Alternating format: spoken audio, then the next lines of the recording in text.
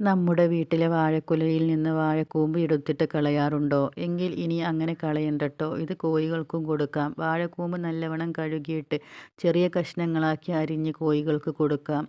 കോഴികൾക്ക് ഇത് കൊത്തി തിന്നാൻ നല്ല ഇഷ്ടമാണ്. വാഴക്കൂമ്പിൽ നാരും പല പോഷകഘടകങ്ങളും ഉള്ളതുകൊണ്ട് ഇടയ്ക്കിടെ പച്ചത്തീറ്റയുടെ കൂട്ടത്തിൽ കൊടുക്കാം.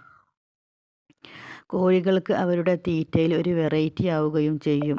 ഇങ്ങനെ വീട്ടിൽ തന്നെ കിട്ടുന്ന സാധനങ്ങൾ ഉപയോഗിക്കുമ്പോൾ കോഴികൾക്ക് തീറ്റയിൽ ചെറിയൊരു വൈവിധ്യം കിട്ടും. മാത്രമല്ല നമ്മൾ സാധാരണ കളയുന്ന വാഴയുടെ ഭാഗങ്ങളും ഉപയോഗിക്കാട്ടോ.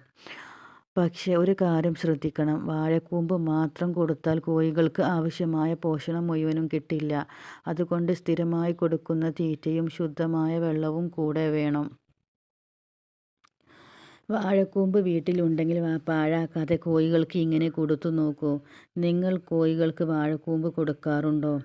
കൊടുക്കുന്നുണ്ടെങ്കിൽ എങ്ങനെയാണ് കൊടുക്കുന്നതെന്ന് കമൻറ്റിൽ പറയണേ. വീഡിയോ ഇഷ്ടപ്പെട്ടാൽ ലൈക്കും ഷെയറും സബ്സ്ക്രൈബും ചെയ്യണേ.